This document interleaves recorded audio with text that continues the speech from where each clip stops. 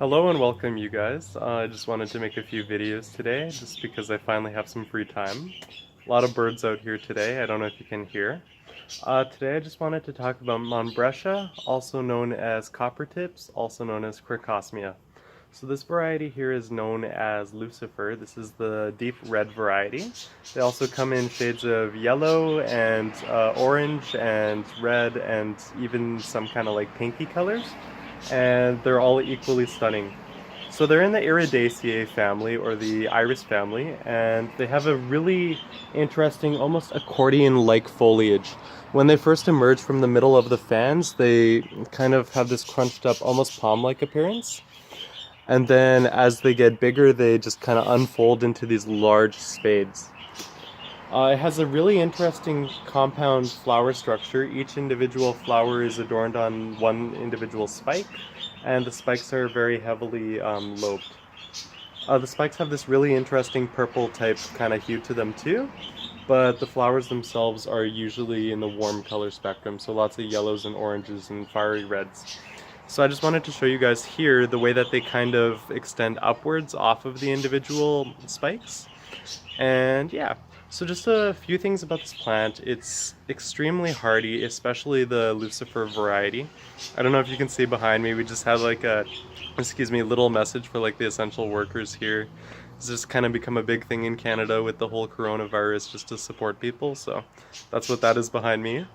Yeah, so to get on with this, the Lucifer Crocosmia is by far the most hardy variety of Crocosmia.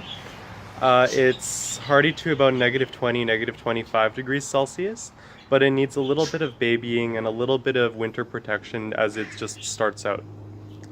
I've noticed some of the yellow and double flowering varieties and some of the creamy varieties are less hardy, and those ones there I highly recommend either lifting the corms in the spring, or sorry, in the fall, and storing them indoors or in a cool cellar during the winter just to preserve them, or planting them in an area that's like by a house or somewhere that's really sort of protected, especially from wind. Excuse me. Now this plant here has a mature height that ranges from anywhere from about 2 feet to about 6.5 feet. So this one here is about 5.5 feet tall at maturity, sometimes a little bit taller. This one's quite tall actually. But this over here is the most common variety. This is the most common form of this plant, most common general height. Now it does spread, so you got to be careful that it doesn't kind of take over your whole entire yard, of course, but I think it's really worth it because it's most beautiful when it's planted en masse and you got like a whole bunch of just these beautiful fiery colored blooms at different heights. So another thing I will say is I highly recommend tying them down. I just have these guys tied down with a little bit of raffia twine because they tend to get a little top heavy, particularly when they start to bloom. And I just think that it gives them more of an upright, tidy appearance. Now, if you want to encourage more blooms on these plants, I highly recommend fertilizing them in April.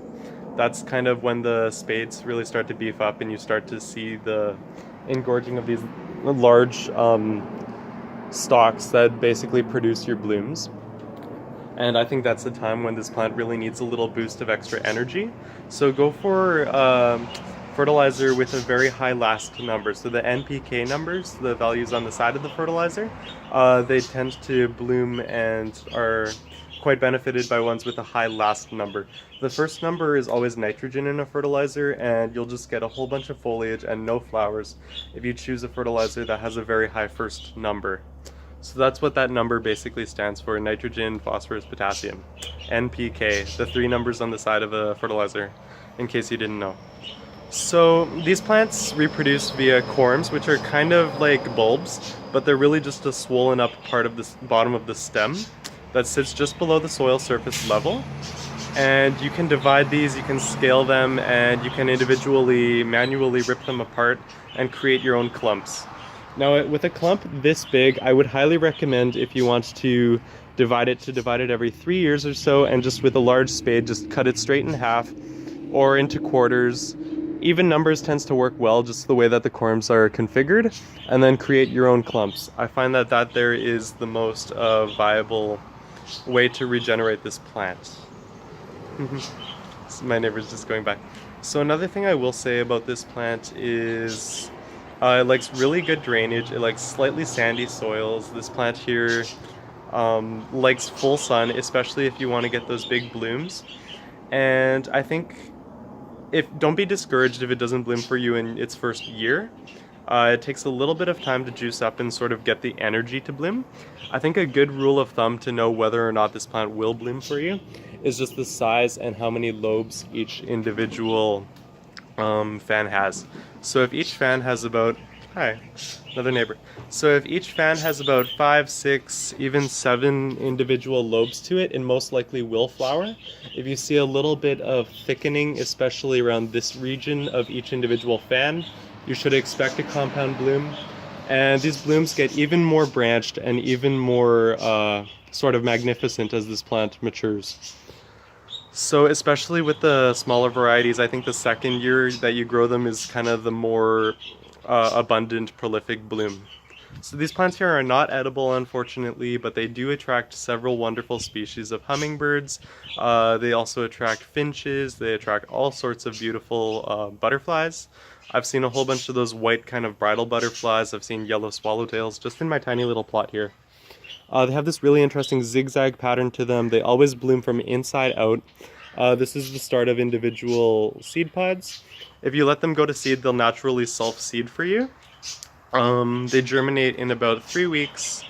You can use the paper towel method, just a little wet paper towel, and just put them in a sunny spot where they can get a bit of warmth, but also a lot of enclosed moisture in like a Ziploc bag. That tends to be really good for germinating them as well. And yeah, so that there is just my introduction to Crocosmia. I think it's one of the most warm, beautiful perennial plants that you can add to any garden. It just has this really elegant flowing form. It's long-lived. It's not very needy, especially the Lucifer variety is extremely cold hardy, and they're not by any means heavy feeders unless you really want a nice flush of blooms. It brings this really nice tropical feel to any garden. Oh, I didn't even talk about where they're native to. So they're native to coastal eastern Africa. So they're native to Tanzania, Kenya, Sudan, Egypt, Eritrea, Ethiopia, and a few other countries. I know that they're also native to Mozambique and Madagascar, as well as the islands of Réunion and Mauritius. So if you want to replicate that sort of summery, relatively humid climate where you grow, you're probably going to have a lot of success with this plant. So it's naturalized elsewhere in the world. It really likes temperate, wet winters, but really good drainage too, which seems a little counterintuitive, but that's just what this plant likes. So that, yeah, that's about it. So this here is Crocosmia, and I hope you guys all have a fantastic day. If you guys are an essential worker, seriously, thank you for all the work that you guys do. Thank you for saving people, and yeah, just have a good day. Thank you for the support, you guys, and stay blessed.